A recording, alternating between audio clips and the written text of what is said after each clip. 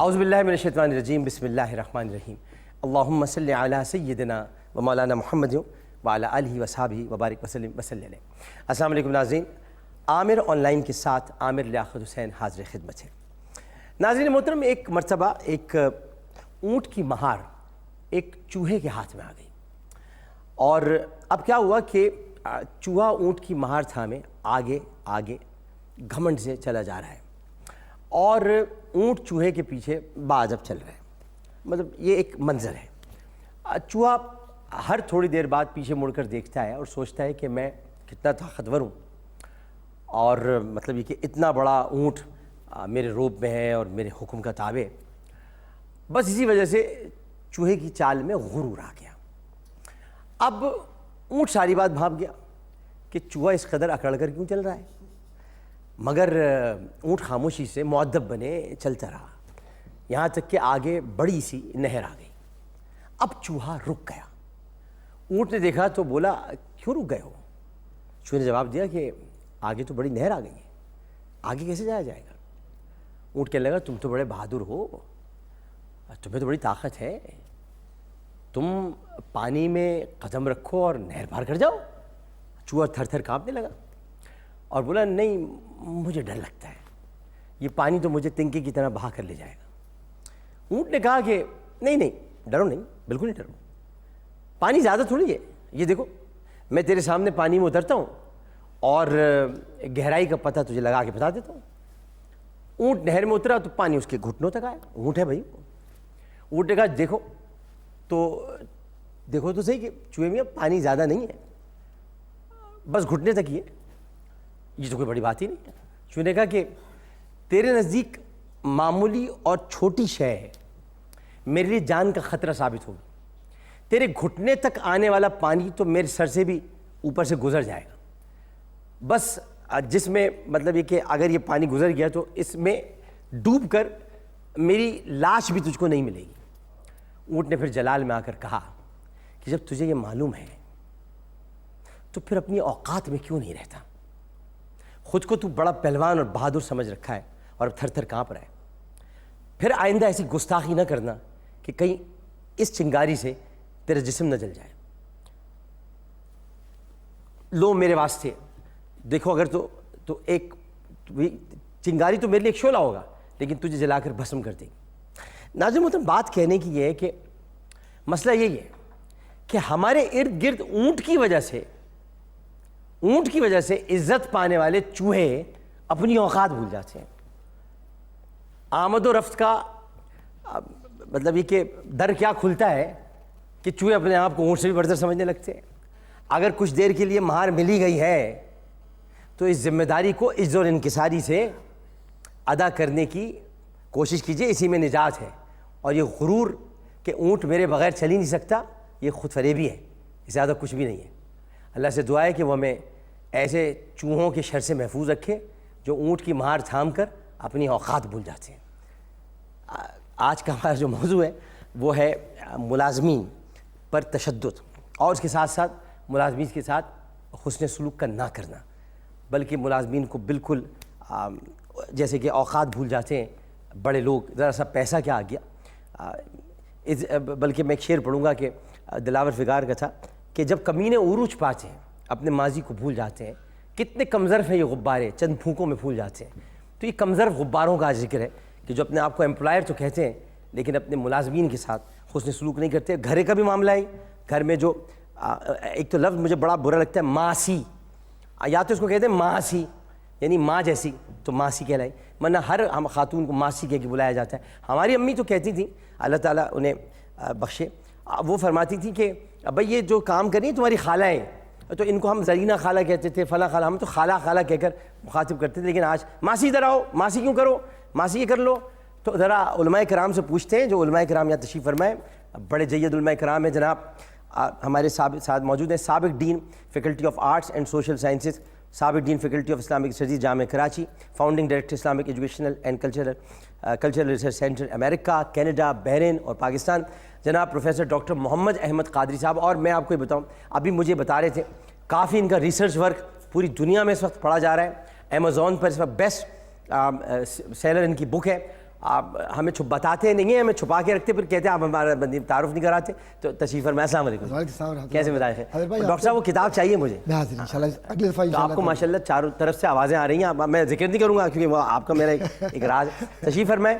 ممتاز عالم دین, ہمارے بڑے یعنی کہ جب عالم آن لائن ہوتا تھا تب بھی ساتھ رہے, اب عامر آن لائن ہے تب بھی ساتھ ہے, جب عامر عالم آن ایئر تھا تب بھی ساتھ تھے, جب عالم اور عالم تھا تب بھی ساتھ تھے, جب عالم اور عالم تھا تب بھی ساتھ تھے. تو یہ مختلف اس کے رنگ رہے اس پروگرام کے. تشریف فرمائے. علامہ شبیر حسن میسوی صاحب, زہرا اکیڈمی کے آپ چیئرمین ہیں اور مرکزی رہنما ہیں شیعہ علماء کونسل پاکستان کے. السلام علیکم جی. علیکم السلام ورحمۃ اللہ وبرکاتہ. بہت خوبصورت انٹروڈیو ہے آپ نے, بہت خوبصورت دی, اور میں بھی سوچنے پہ مجبور ہو گیا کہیں میں بھی تو اس حالت میں نہیں. ارے نہیں, ارے آپ کیسی بات کریں. تو آپ ذرا چلتے ہیں, لیکن پہلے ذرا پیکیج دیکھ لیں. پیکیج جو بنایا گیا ہے ملازمین کے حوالے سے ہماری ٹیم نے, ذرا وہ دیکھتے ہیں.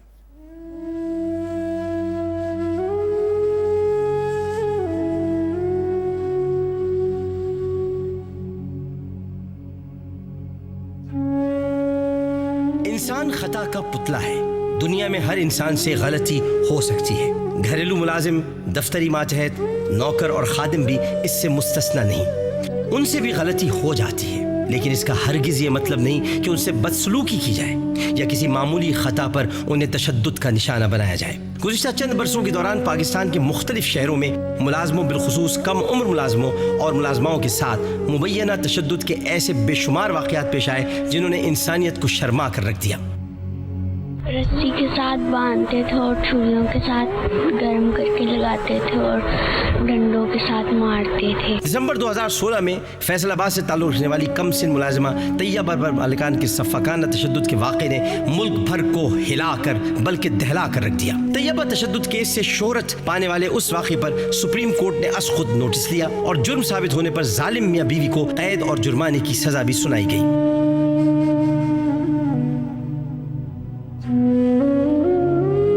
2018 میں لاہور میں گھریلو ملازمہ پر تشدد کا ایک اور دل خراش واقعہ سامنے آیا جب مالکن نے سفاکی اور وحشیانہ پن کی حد عبور کرتے ہوئے استری سے 11 سالہ گھریلو ملازمہ کو داغ ڈالا. استری نہ ساڑتے سی, پانی گرم سڑتے سی, مارتے سی, پیپا نہ بیلٹ نہ کٹتے سی. نیاز نے بڑا ظلم کیتا سن, نہ فون تے گل کرائی, نہ ملایا سن بچی نو. ہفتہ ہو گیا کھانا بھی نہیں دیتا. کل 12 بجے اپنا بچی اتنے اپنا لاری اڈے سٹ کے چلے گئے.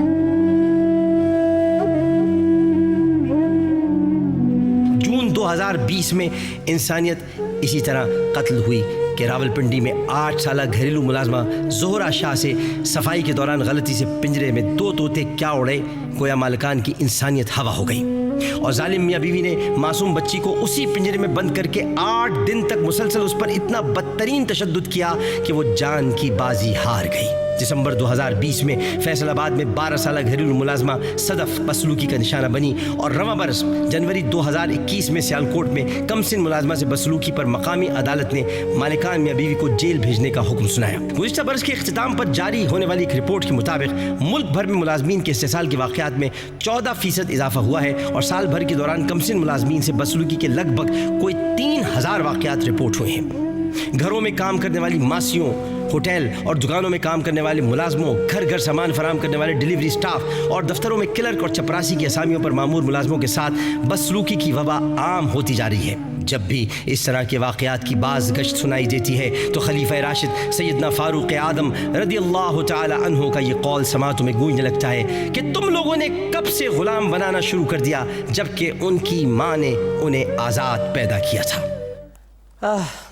یہ پیکیج آپ سب لوگوں نے دیکھا, علماء کرام نے بھی دیکھا, اور جس وقت بھی یہ پیکیج چل رہا تھا ظاہر ہے علامہ صاحب بھی اور ڈاکٹر صاحب بھی بہت افسردگی کے ساتھ یہ سارے معاملات دیکھ رہے تھے. میں ڈاکٹر صاحب آپ سے آغاز کروں گا. ڈاکٹر صاحب, آپ کیا ملازم اتنا غلام ہے کہ جب اس پر آپ اس کو اپنے پاس رکھتے ہیں ایک اور آپ جو مشاہرہ دیتے ہیں, میں تو مشاہرہ تنخواہ کیا جو بھی کہہ لیں, جو آپ تنخواہ دے رہے ہیں وہ آپ کیا دے رہے ہیں؟ کسی انسانی جان کی قیمت تھوڑی دے رہے ہیں, لیکن آپ اس کو اپنی ملکیت سمجھ لگتے ہیں, اپنی آپ سمجھتے ہیں کہ یہ میری پراپرٹی ہے.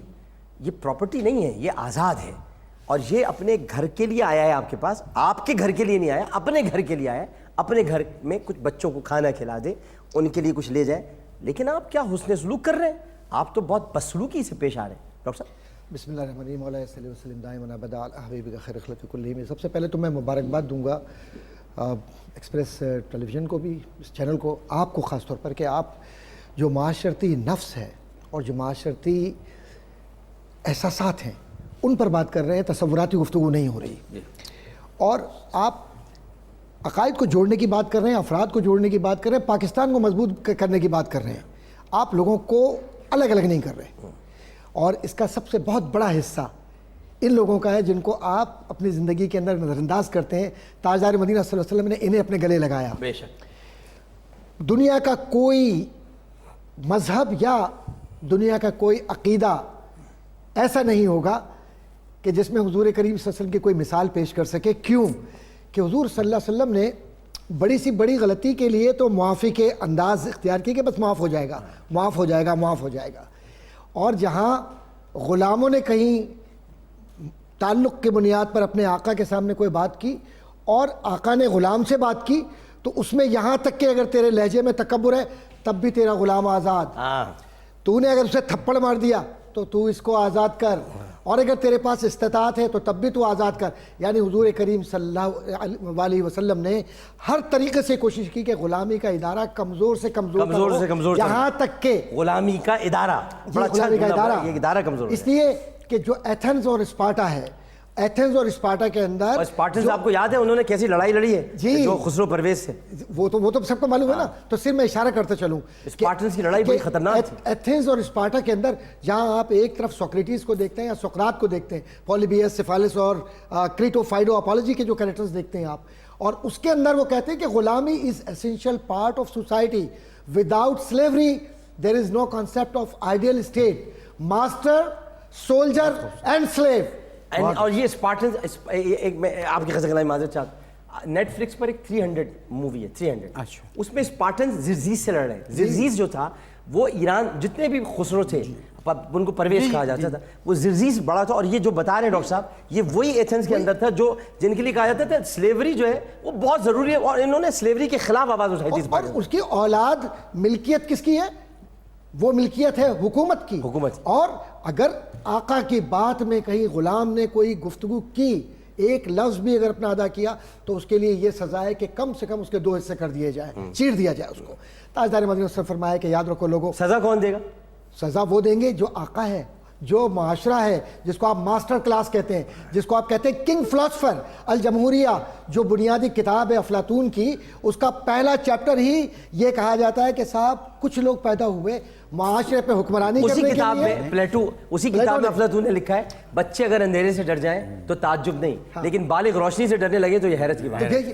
اچھا, اب جو 3 جو کنگ فلاسفر کی اصطلاح استعمال کی, سولجر کی اصطلاح استعمال کی, پھر اس کے بعد سلیو, اور سلیو کے لیے کہا کہ یہ تو it is essential part of state and state policy, اور اس کو ختم نہیں کیا جائے گا. اس کو اسٹیٹ اسی طرح رکھے گی جیسے یہ غلامی کے لیے پیدا کیے گئے. کیوں کہ ان کے نزدیک ان کا مذہبی تصور یا ان کا عقیدے کا تصور یہ تھا کہ یہ پیدائشی طور پر غلام ہے, اور رسول اللہ نے غلاموں کو آزاد کر دیا. تاجدار مدینہ صلی اللہ علیہ وسلم نے یوں ہاتھ پکڑا, ہائے ہائے قربان جاؤں. ایک بات اور ڈاکٹر صاحب, وہ بات یہ کہ یہ تو رسول اللہ کی بات. اب میں ذرا مولا علی پہ ایک بات کہتا ہوں, وہ ہر جمعے کوئی غلام آزاد کرتے تھے تو بڑے تیار ہو کے بیٹھ جاتے تھے. تو مالک اشتر نے ان سے ایک مرتبہ کہا, مولا یہ تو آپ کے ساتھ معاذ اللہ آپ کو بیوقوف بنا رہے ہیں. تو انہوں نے کہا اللہ کے نام پہ تو بنا رہے ہیں نا, آزاد تو کر رہا ہوں. علامہ صاحب یہ جو گفتگو ابھی ڈاکٹر صاحب نے کی, اگر اس کو تھوڑا سا اس کا کینوس بڑھا دیا جائے تو پھر آپ کو وہیں لے جاؤں گا میں حضرت انس بن مالک کے پاس.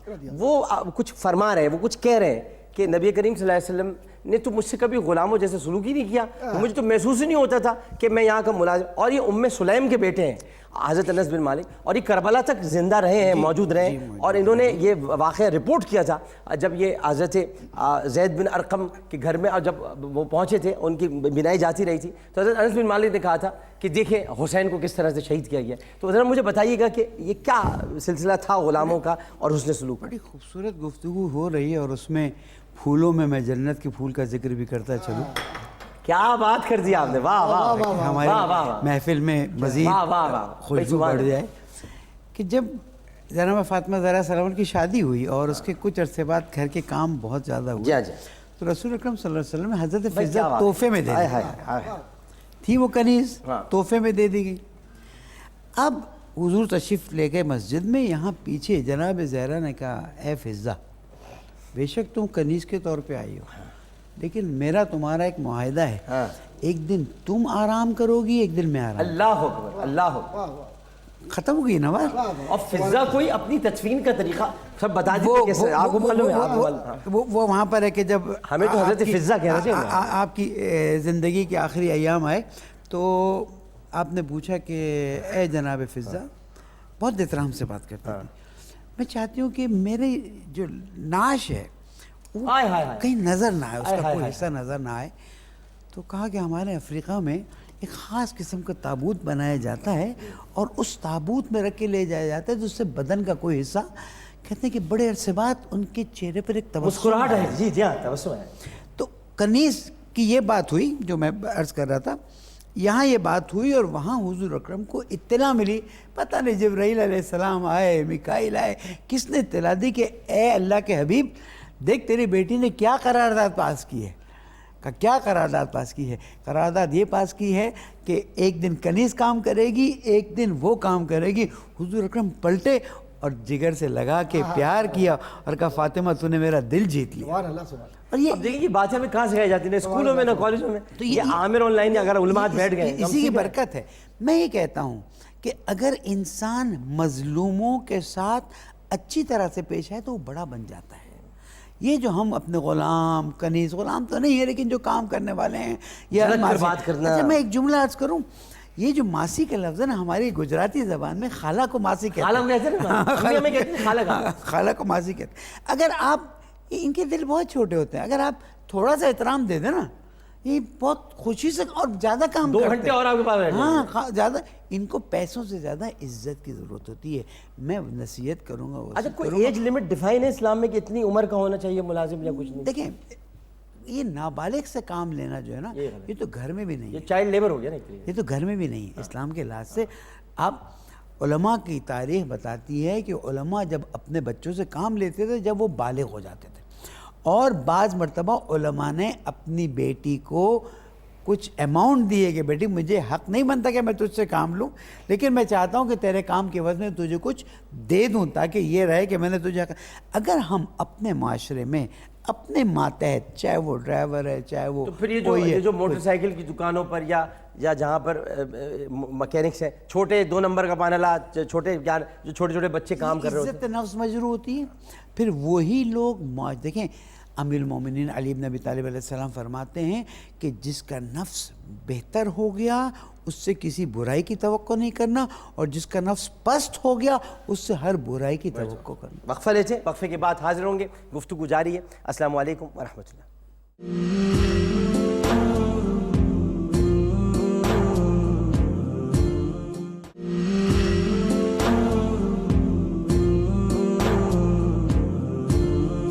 आमिर ऑनलाइन में खुशामदीद। अस्सलाम वालेकुम रहमतुल्लाह। आप कुछ ईमेल्स हैं, ज़रा उसकी तरफ बढ़ते हैं। अस्सलाम वालेकुम आमिर भाई। वालेकुम अस्सलाम। मेरा नाम सादिया है। अच्छा सादिया कहना चाहिए हम लोग, सादिया का मतलब सादी जी, आप बोले सादिया जिसमें साद आए, मतलब तो सादी सी रहेगी वो, फिर सादी सी रह जाएगी। तो सादिया, और मैं सऊदी अरब में रहती हूँ। मुझे बड़ी खुशी हुई आपका प्रोग्राम दोबारा से शुरू हुआ है, बहुत बहुत शुक्रिया। 2013 में अमान रमज़ान में आप रमज़ान चीपा साहब के ज़रिए बच्चे देते थे। मैं तो बच्चे नहीं देता हूँ, बच्चे मिलते थे तो वो मैं देता, मैं बच्चे दे नहीं सकता। अब मेरी शादी को 13 साल हो गए हैं और अभी तक हमारी कोई औलाद नहीं हुई है, तो क्या मैं किसी बच्ची को एडॉप्ट कर सकती हूँ? वो मेरे शौहर के लिए नामहरम तो नहीं होगी, और अगर हम बच्चा एडॉप्ट करें तो क्या वो मेरे लिए तो नामहरम नहीं होगा, यानी लड़का? प्लीज़ का उलमा कराम से मुझे जवाब दिलवाएँ, आपसे दुआओं की दरख्वास्त है। डॉक्टर साहब। बिस्मिल्लाहिर्रहमानिर्रहीम। असल में ये जो मामला है बहुत नाजुक है। हाँ। किसी के बच्चे की ज़िम्मेदारी लेना या किसी को मुतबन्ना इस तरीके से बनाना कि ये मेरी औलाद है, और आज जो कानून है उस कानून के तहत एक ख़ास मरहले से गुज़रने के बाद आपको उस बच्चे को अपनी ज़िंदगी का हिस्सा बनाना होता है। शर्त यह है कि उस बच्चे के बाप को जो उसका नाम है, उसका नाम शरई एतबार से वही रखा जाएगा जो नाम है, उस नाम को बदलने का कहीं कोई। अच्छा डॉक्टर साहब, मैंने क्या किया था मैं आपको बता दूं।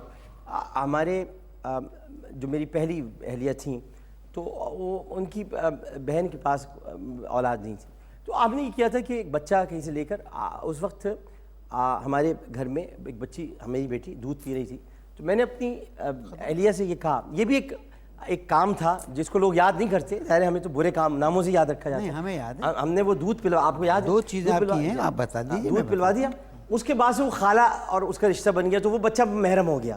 اب یہ بھی کم از کم ایک چھوٹی سی کاوش تھی, یہ بڑی کاوش جس کو لوگوں کو یاد رکھنا چاہیے. بڑی کاوش ہے. اور دوسرا یہ تھا کہ ایک پرابلم چل رہا تھا کہ پاسپورٹوں میں کیسے کریں. جی علماء وہ آپ لوگوں نے آپ نے کیا تھا, پھر آ گیا کہ بھائی آپ گارڈین لکھ دیں, ہو جائے گا. فادرز نیم کی جگہ گارڈین لکھ دیں, دین کو پیچیدہ نہ کریں. لیکن پھر بھی نامحرم محرم تو برقرار رہے گا. ہاں لیکن وہ جو آپ نے طریقہ کار اپنایا اس سے کوئی پرابلم نہیں. اس کا جو قانونی اعتبار سے دیکھیے مسئلہ یہ ہے ڈاکٹر صاحب, ایسے ہی بچے کو جب آپ آپٹ کرتے ہیں, اڈاپٹ کرتے ہیں, تو اس کے قانونی تقاضے پورے کرتے ہوئے اس کا آرام کا, اس کے سکون کا, اس کی عزت نفس کا, اس کو کبھی یہ نہ کہا جائے کہ یہ یتیم تھا یا یہ غریب تھا یا یہ لاوارث تھا یا یہ پڑھا ہوا مل گیا. مذاق میں اپنی اولاد کو بھی نہیں کہنا چاہیے تھا ارے تم تو وہاں مل گئے پڑھے ہوئے. اس سے میرے پاس کچھ کیسز آئے ہیں, میں کاؤنسلر بھی ہوں اور کاؤنسلنگ بھی کرتا ہوں امریکہ وغیرہ میں, بات ہوتی ہے کینیڈا میں. تو سوشل کاؤنسلنگ میں یہ بڑا مسئلہ آتا ہے کہ میری ماں جو ہے نا وہ فلاں بچے کو اتنا پیار کرتی ہے, مجھے نہیں کرتی. ڈاکٹر صاحب ہو سکتا ہے کہ مجھے آپٹ کیا انہوں نے, لے لیا ہو. تو یہ جو شیطان وسوسے کے ذریعے آتا ہے, یہ خون کے اندر حضور نے فرمایا یہ گردش کرتا ہے. تو ہمیں بچنا چاہیے ان چیزوں سے. اور قانون وراثت کے اندر خاص طور پر جب جاتے ہیں تو قانون وراثت کے اندر حصہ یا ترکہ یا ورثہ, اس کے اندر جا کے مشکلات پیدا ہوتی ہیں. تو شروع سے قانونی تقاضے پورے کرتے جائیے, شرعی تقاضے بھی پورے کیجئے تاکہ خدا رسول کے بھی مجرم نہ ہوں, اور ضمیر کے اعتبار سے بھی یہ کہہ سکے کہ میں کسی کے سکون کا باعث بنا کام آ سکا. بالکل. اب ہم اگر آپ اس میں کچھ اضافہ کرنا چاہیں. نہیں, بہت خوبصورت گفتگو ہوئی, جامع. کال ایک موجود ہے جی. السلام علیکم. السلام علیکم. السلام علیکم. السلام علیکم. جی وعلیکم السلام, جی فرمائیے. جی ڈاکٹر صاحب, پہلے تو میں ماشاء اللہ کی کہنا چاہوں گا, آپ صحت کے ساتھ کووڈ سے واپس آئے ہیں اور الحمدللہ اللہ کا بڑا کرم ہوا جی, اللہ کا بڑا کرم. میری سیچوریشن 43 رہ گئی تھی جی. ہیلو, میں نے کہا میری سیچوریشن 43 رہ گئی تھی جو آپ کووڈ کی بتا رہے ہیں, اللہ نے بڑا کرم فرمایا جی. بے شک آپ کے لیے بہت سی دعائیں, اللہ آپ کو جزائے خیر دے اور صحت کے ساتھ زندگی دے. جی بہرحال. جی ڈاکٹر صاحب, مسلسل یہ ہفتے میں 3ری دفعہ آج یہ شرف آباد کے علاقے میں واقع ہوا ہے. آپ کو تو پتہ ہے موبائل اسنیچنگ بڑھ گئی ہے, تو ڈکیت کو پکڑ لیا جاتا ہے اور اس کو بہت بری طرح مارا جاتا ہے, حالانکہ پولیس کا بھی انتظار نہیں کیا جاتا.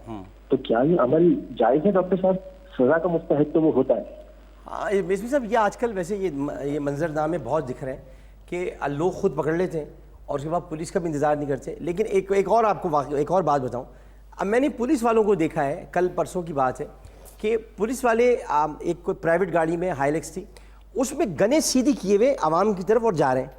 اب اگر جھٹکا لگے, خدا نخواستہ, آپ کو پتہ ہے لوڈڈ ہوتی ہیں, اگر ٹریگر دب گیا, گولی چل گئی, موٹر سائیکل سوار مارا گیا, تو اس کے بعد وہ کہہ دیں گے تو پولیس مقابلہ تھا. یہ بھی ایک چیز ہے.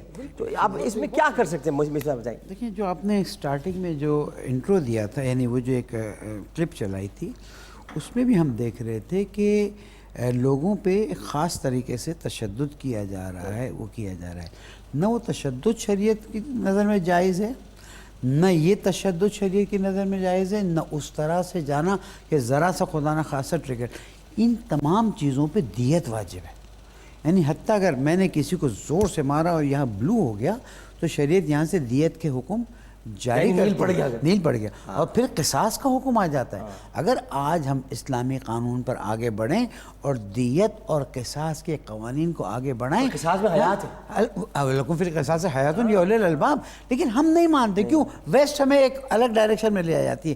اگر ہم قرآن مجید کے حکم کے مطابق دیت و قصاص, آپ دیکھیں یہ جو آپ بتا رہے ہیں نا کہ کیوں مارتے ہیں, ایک جو واقعہ ہوا تھا اس میں مار پیٹ کرنے والے کو, لڑکی کو استری جلانے والے کو پولیس جب آئی تو وی آئی پی گاڑی میں لے گئی, پولیس اسٹیشن میں وی آئی پی طریقے سے رکھا, سب کچھ کٹوایا اور پیچھے سے ریلیز کر دیا. فیروز آباد پولیس اسٹیشن میں واقع ہے, مجھے پتا. تو پبلک جو ہے نا اس پہ چڑھ جاتی ہے. آج میں آپ کو ایک اور چھڑ بتاؤں, آپ ذرا اس پہ بھی مجھے جواب دیجیے گا. یہ مروا بچی آپ کو پتہ ہے, میں نے اسمبلی میں آواز اٹھائی, اس کو اس کے ساتھ ظلم کرنے والا آدمی تھا فیض, وہ پکڑا گیا. پکڑنے کے بعد اس نے ہر ایک بات کا اعتراف کر لیا کہ میں نے یہ سب کیا, میں نے جلایا. اس کو اپیل کا حق مل گیا ہے, وہ جیل میں روٹیاں توڑ رہا ہے. اب پتہ نہیں اپیل کب سنی جائے گی, کب. یعنی مروہ آج بھی خواب میں آ کر یہ سوال کرتی ہے عامر انکل میرا تو یہ رہا قاتل, یہ مجھے آپ اس سسٹم کو کیسے, یعنی وہ تو جیل میں بیٹھا ہوا ہے, اس کو تو پھانسی پہ لٹکنا چاہیے. ہمارے جسٹس سسٹم کو جب تک ہم قوانین اسلام کے مطابق آگے نہیں بڑھائیں گے نا تب تک نہیں ہو اس میں اپیل کا حق ملنا چاہیے ایسی چیزوں. نہیں, جب چیز ثابت ہو گئی تو اپیل کیا ہے. دیکھیں ہم اسلام کی ابتدائی تاریخ میں دیکھتے ہیں کہ جہاں سزا ثابت ہوئی وہاں دے دی گئی, اس کے بعد اپیل کا کوئی مورد نہیں ہے. کیوں؟ اس لیے کہ شرعی طریقے سے وقتی کے گواہوں نے ثبوت دے دیے, گواہی دے دی, ایک چیز ثابت ہو گئی, اب بات ختم ہو گئی, اس کو سزا دے دیں. جب ہم سزا میں ڈیلے کرتے ہیں, justice delayed is justice denied, اس لیے ہمیں چاہیے کہ نظام عدل کو, اس لیے کہ امام علیہ السلام نے فرمایا کہ حکومت کفر کے ساتھ تو چل سکتی ہے, ظلم کے ساتھ نہیں چل سکتی. بالکل ٹھیک. آپ ذرا کچھ ایک بات عرض کرنا چاہوں گا ڈاکٹر علامہ صاحب نے, اسم صاحب نے, اور آپ نے بالکل صحیح بات کی, اور میرا خیال ہے کہ یہ بڑا اہم مسئلہ ہے کہ جو طاقتور ہے نا عدل, اسی کا یہ کہنا چاہیے کہ دروازہ کھٹکھٹا رہا ہے یہ کہنے کے لیے کہ میں تم سے اجازت لوں تو کیسے عدل ملے گا. تو پھر وہ ذرا حدیث بتا دیں جس میں رسول اللہ نے فرمایا تھا کہ تم میں پہلی قومیں اس لیے تباہ ہوئیں کہ ان کے جو بڑے طاقتور لوگ تھے وہ انصاف خود کراتے. آج اگر ہم یہ سوچیں, یہ ایک پل کے لیے نکل جائیے اس سے کہ حکومت کس کی ہے, حزب اختلاف کون ہے, حزب اقتدار کون ہے, شیعہ کون ہے, وہابی کون ہے, سنی کون ہے, بریلوی کون ہے, نکل جائیے آپ اس سے, اور سیاسی جماعتوں سے نکل جائیے. حکومت صرف اللہ کی ہے, اللہ اس کے نبی کی ہے حکومت. بقیہ جو لوگ سمجھتے ہیں, آپ سمجھ رہے تھے, آپ بار بار گول کر رہے تھے. میں جان بوجھ کے اس لیے کہہ رہا تھا کہ آپ جس حکومت سے تعلق رکھتے ہیں وہ حکومت ظاہر ہے کہ میرے معاشرے کی حکومت ہے نا, کوئی باہر سے تو نہیں آیا نا کوئی شخص, چاہے وہ نواز شریف ہو, عمران ہو, یا پیپلز پارٹی کے لوگ ہوں, ایم کیو ایم کے لوگ ہوں, جماعت اسلامی کے لوگ ہوں. یہ سیاسی جماعتیں اپنی جگہ پر ہیں, لیکن اس کے جو لوگ ہیں وہ اس پاکستان کا حصہ ہیں. یہ کیوں نہیں سچ کو لما تقولون ما لا تفعلون, وہ بات کہتے کیوں جو تم کر نہیں سکتے, کیوں تم اس بات کا انتظار کرتے ہو کہ تم یہ بات کہو کہ وہ فلاں کو میں دیکھوں گا تو میرا حکمراں یہ کہے گا, تو کل قیامت کے دن یہ حکمراں کے ساتھ نہیں اٹھو گے, تم نبی کے ساتھ اٹھو گے, اور نبی کے سامنے تمہارے جب اعضا گواہی دیں گے تمہارے خلاف تو کیا جواب دو گے. حضور کریم صلی اللہ علیہ وسلم کے سامنے جب وہ مروہ آ کر یہ کہے گی کہ تاجدار مدینہ میں نے تو آپ کا دامن پکڑ لیا, یہ ہے کیف جہنی, کیا اچھا ہوگا جب ہم آپ کو سب پر گواہ بنائیں گے. جنہوں نے سزا دینے میں تاخیر کی ہے وہ بھی مجرم ہیں. ایگزیکٹلی, اور اعدلو کا لفظ کہہ کر, اعدلو کی اصطلاح استعمال کر کے صرف یہ تصوراتی باتیں نہیں کی ہیں, کہا کہ میری بیٹی اگر فاطمہ بھی یہاں ہوتی, میرے ماں باپ قربان, مثال ان کے ساتھ بھی میں ان کے ساتھ بھی یہی کرتا.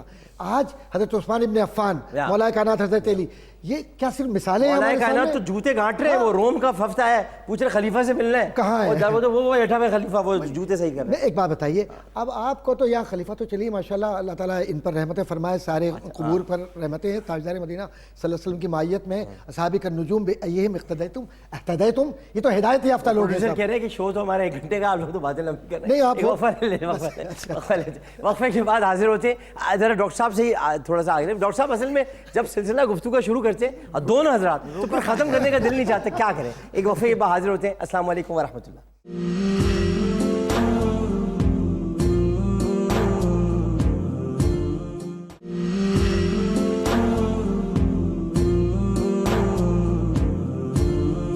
السلام علیکم ورحمۃ اللہ. ایک مرتبہ پھر عامر آن لائن میں حاضر خدمت ہے. جناب علامہ شبیر حسن میثمی صاحب اور ڈاکٹر محمد احمد قادری صاحب موجود ہیں. ڈاکٹر صاحب وہیں سے ذرا مختصر صرف اتنا سا جملہ میں عرض کر کے بات ختم کروں گا کہ یہ صرف دعویٰ کرنا کہ میں نے انصاف فراہم کر دیا, میں نے ترقی دے دی, میں نے یہ کر دیا, خلفائے راشدین میں کسی نے دعویٰ نہیں کیا تھا, تاجدار مدینہ صلی اللہ علیہ وسلم میں کوئی دعویٰ نہیں کیا, نہ وعدہ کیا تھا نہ دعویٰ کیا تھا. انہوں نے کیا کیا؟ انصاف کی بات ہے, غلام کی بات ہے, کہا خصی نہیں کرنا, یہ عیب نہ ڈالنا اس کے اندر. کہا کہ ایک خصی پہ یاد ہے, ایک چیز مجھے بتا دیں, نہیں یہ بہت ضروری ہے. گھر میں لوگ بلیاں پالتے ہیں, مجھے ذرا یہ ظلم ذرا بتا. اب اس بلی کو یہ لوگ کچھ ایسا کرتے ہیں اس کے ساتھ کہ پھر وہ بلی بھی نہیں رہتی, اور اتنا بڑا ظلم ہے کہ وہ پھر وہ, چونکہ آپ کو پتہ ہے ہیٹ پر آتی ہیں بلیاں وغیرہ, اب بلہ چاہیے ہوتا ہے, مگر وہ کچھ ایسا آپریشن کرا دیتے ہیں کہ آپ اس کو اولاد سے, یعنی اس کو ماں بننے سے محروم. جبکہ مسجد نبوی میں آپ کو یاد ہوگا بلیاں بچے دیتی تھیں, اور جب صحابہ کرام نے ایک بلی کو ہٹانے کی کوشش کی تو رسول اللہ نے کہا اب اس کو کچھ مت کیا نا, یہ ماں بن گئی ہے.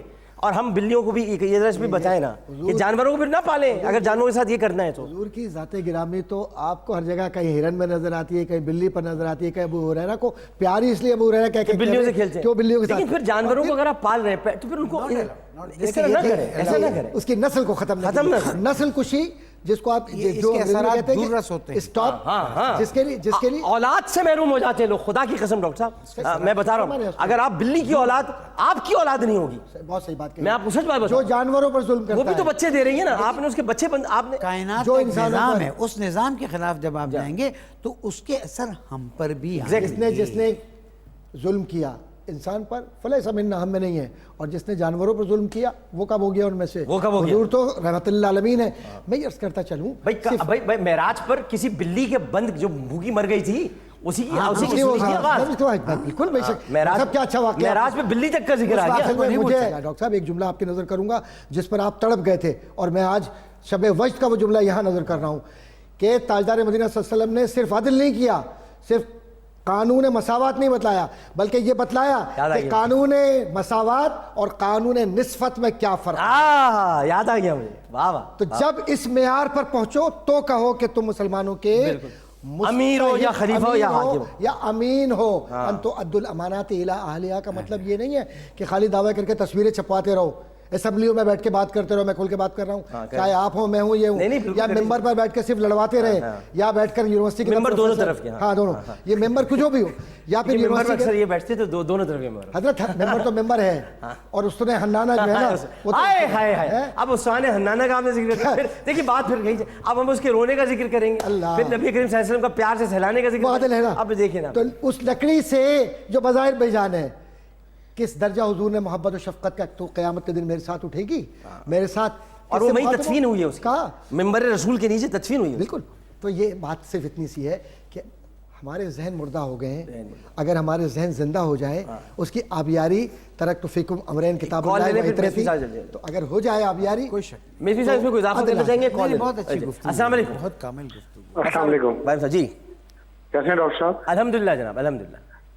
ماشاء اللہ سے بہت اچھا آپ کا پروگرام ہے. اور میرا ایک سوال یہ تھا کہ میرا نام ارشد ہے, میرے گھر میں ایک ملازمہ ہے جو میرے بچوں کا خیال رکھتی ہے, اور صرف اس کو بچوں کے لیے اسپیشلی رکھے کہ بچے بھی چھوٹے ہیں. تو کیا مجھ پہ یہ لازم ہے, اور وہ بھی خود کم عمر ہے, 15-16 سال اس کی عمر ہے, تو کیا اس کی پڑھائی کے اخراجات اس کو پڑھانا, اور یہ تب آپ کو مصری صاحب سمجھائیں گے. جی مصری صاحب. دیکھیں اگر آپ کی اپنی بیٹی ہوتی تو آپ کیا چاہتے ہیں؟ کیا بہت خوبصورت بھائی, بہت خوبصورت. وہ کسی نے کہا رسول اللہ کے بارے میں زنا کرنا چاہتا ہوں, اب مجھے اجازت دیجیے, تو آپ نے کہا کیا تم اپنی ماں سے, اپنی پھپھی سے, اپنی, یہ سب رسول اللہ نے بتایا. کیا خوبصورت. آپ اپنی بیٹی سے جو اچھا سلوک کرنا چاہتے ہیں وہ دوسرے کی بیٹی سے کہنے سے کہ وہ بھی آپ کی بیٹی کی طرح ہے, اس لیے ہم اسلامی قانون کے بجائے ہم سنت کو بیان کریں. یہ بھی سنی ہوگا ایک طریقے سے. ہم سب. اچھا ایک بات میں بتاؤں, شیعہ سنی پتہ نہیں, مجھے سمجھ میں نہیں آتا. جو علی سے محبت کرتا ہے وہ شیعہ ہے, وہ شیعہ نے علی ہے, اور جو سنت پہ چلتا ہے وہ سنی ہے. تو سنی شیعہ ہم سبھی ہیں. اصل میں کنفیوژن شیعہ دوست کو کہتے ہیں سر. ویسے ڈاکٹر صاحب جو ہے نا چھیڑ خوباں سے چلی جائے اسد, وہ والا معاملہ کر رہے ہیں اور کچھ بھی نہیں ہے. اچھا مجھے ایک بات بتائیں, کیا آپ کا چہرہ کھل نہیں اٹھتا مولا علی کا ذکر آتا؟ ارے میرے ماں باپ, میں قربان ہوں. پھر آپ علی کے دوست ہوئے نا, دل غلام دوست نہیں, غلام. اور آپ نے تو زبردست کیٹیگری, عمر ابن خطاب کہتے تھے, عمر ابن خطاب کہتے اگر علی نہ ہوتا تو نہیں, عبداللہ ابن عمر لکھوا کے لیا. وہ امام حسن کے ساتھ کھیل رہے تھے, بتا دیجیے امام حسن کے ساتھ کھیل رہے تھے, تو امام حسن نے ان کو کہا تم غلام زادے ہو, تو انہوں نے کہا حضرت عمر سے آ کے شکایت کی عبداللہ ابن عمر نے, ان کے صاحبزادے فقی صحابی, وہ صحابی کہ جنہوں نے کربلا کے بعد کوفیوں سے کہا تھا کہ مچھر کا فتویٰ مجھ سے پوچھ رہے ہو, جب امام حسین کا خون بہہ رہے تھے تب تمہیں نہیں یاد ہے. تو انہوں نے عبداللہ ابن عمر نے کہا کہ یہ مجھ سے کہہ رہے ہیں کہ غلام زادے, تو حضرت عمر نے کہا لکھوا لے, کل قیامت کے دن کام آئے گا. دیکھیں میں سمجھتا ہوں کہ اگر ہم دوسروں کو بھی, میں یہ تو مسلمانوں کی باتیں ہو رہی, غیر مسلمان کو بھی انسان سمجھ لینا اور ان کے ساتھ اچھا سلوک کریں تو امت محمدیہ میں بہت اضافہ ہو سکتا ہے. بالکل. بس اسی کے بعد بہت بہت شکریہ علامہ شبیر حسن مصری صاحب آپ کا, پروفیسر ڈاکٹر محمد, بڑی زبردست گفتگو, بہت شاندار ماشاءاللہ. بارگاہ رسالت ماں سب لوگ ایک مرتبہ محبت سے درود شریف پڑھیں. مدینے کی مٹی, اچھا یہ مٹی نہیں ہوتا, مٹی, مدینے کی مٹی ہے سب سے نرالی, مدینے کی مٹی ہے سب سے نرالی, مدینے میں ہے دو جہانوں کے والی، مدینے کی مٹی ہے سب سے نرالی، مدینے میں ہے دو جہانوں کے والی۔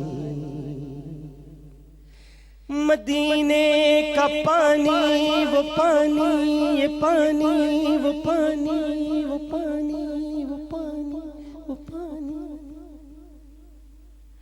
مدینے کا پانی تو آب شفا ہے، وہاں کی ہوا زندگی دینے والی۔